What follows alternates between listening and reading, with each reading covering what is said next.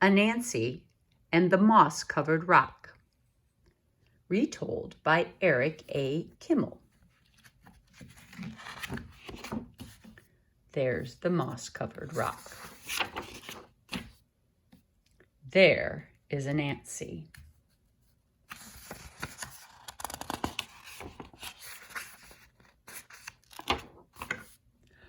Once upon a time, Anansi the spider was walking through the forest, when something caught his eye. It was a strange moss-covered rock.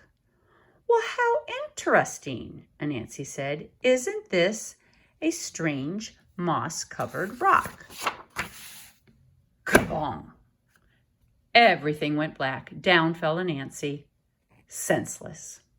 An hour later, Anansi woke up. His head was spinning. He wondered what had happened. "I was walking along the path when something caught my eye.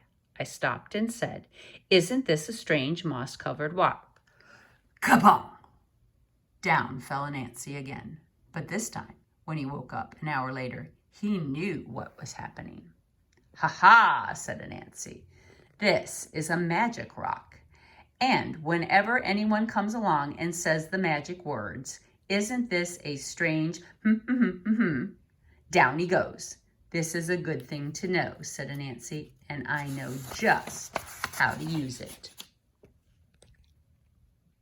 So Anansi went walking through the forest until he came to Lion's house. Lion was sitting on his porch, and at his feet was a great pile of yams. Anansi loved yams, but he was too lazy to dig them up himself. Anansi said to Lion, "Hello, Lion. It is a very hot day today. Don't you think so?" "Yes, Anansi," said Lion. "It is terribly hot." "I'm going for a walk in the cool forest," Anansi said. "Would you like to come?" "I certainly would," said Lion. So Lion and Anansi went walking through the forest. After a while, Anansi led Lion to a certain place. "Lion, do you see what I see?" "Oh, yes, Anansi," said Lion. "Isn't this a strange moss-covered rock?" Kabong! Down fell Lion. Anansi ran back to Lion's house and made off with all of Lion's yams. But look who's watching.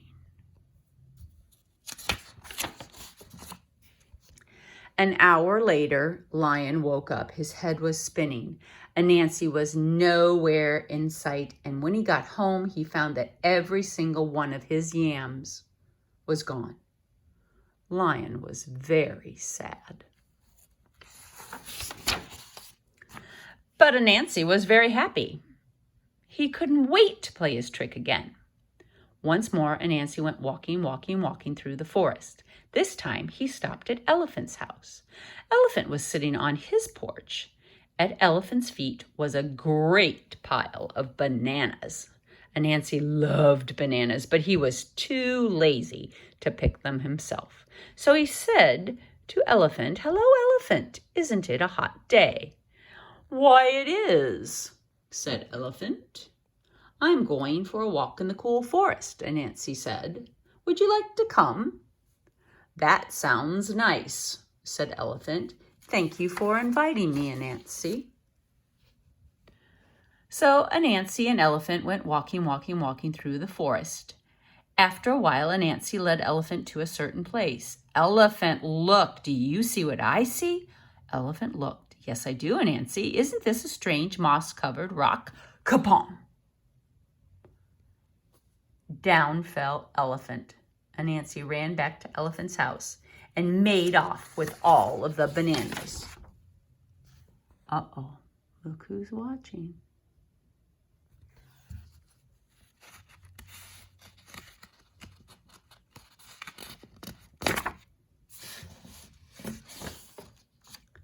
An hour later, Elephant woke up. His head was spinning, and Anansi was nowhere in sight. And when he got home, he found that every single one of his bananas was gone. Elephant was very sad. But Anansi was happy. He couldn't wait to play his trick again. He played it on rhinoceros, kabong. He played it on hippopotamus, kabong. He played it on giraffe, kabong. And zebra. He played it on every single animal in the forest. But all this time, watching from behind the leaves, was Little Bush Deer. Little Bush Deer is small and shy and very hard to see. She watched Anansi play his wicked trick again and again on all the other animals. Little Bush Deer decided it was time for Anansi to learn a lesson. So Little Bush Deer went deep into the forest to where the coconut trees grow. She climbed a coconut tree and threw down a great many coconuts. She carried the coconuts home in a basket and set them on her porch. Then she sat down beside them to wait. There she is with her coconuts. In a little while, along came Anansi. Anansi's eyes lit up when he saw Little Bush Deer's coconuts. Anansi loved coconuts. He loved to eat the tender white coconut meat and drink the sweet coconut milk inside. But he was much too lazy to gather coconuts himself. Instead, he said, "Hello, Little Bush Deer. It is so hot today." Little Bush Deer smiled. "It is very hot, Anansi. I am going for a walk in the cool forest. Would you like to come?" "Yes, I would," said Little Bush Deer. So Anansi and Little Bush Deer went walking in the cool forest. And after a while, Anansi led Little Bush Deer to a certain place. "Why, look, Little Bush Deer, look over there. Do you see what I see?" Little Bush Deer knew all about Anansi's trick. She looked. "No, Anansi, I don't see anything." "You must see it. Look very carefully." Little Bush Deer looked.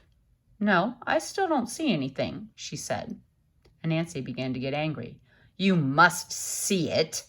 Look over here. Look right where I'm pointing. Do you see it now?" "No, Anansi," said Little Bush Deer. Anansi stomped his legs. "You see it. You just don't want to say it."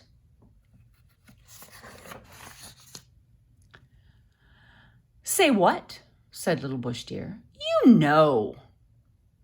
"Is that what I'm supposed to say?" "Yes," said Anansi. "All right, then I will say it to make you happy. You know," said Little Bush Deer. "There, I said it. Are you satisfied?" "No!" shouted Anansi. "You're not supposed to say you know." "Well, what am I supposed to say?" "You're supposed to say, 'Isn't this a strange moss-covered rock?'" Kaboom! Anansi fell down. Quickly, Little Bush Deer ran and got the other animals, and together they went to Anansi's house and took back all the good things he had stolen from them. All of the good things. Pineapples and watermelon and bananas and yams. An hour later, Anansi woke up. His head was spinning. Little Bush Deer was nowhere in sight, and when he got home, he found his house empty as it was before. But if you think Anansi learned his lesson, you're mistaken, because he's still playing tricks to this very day.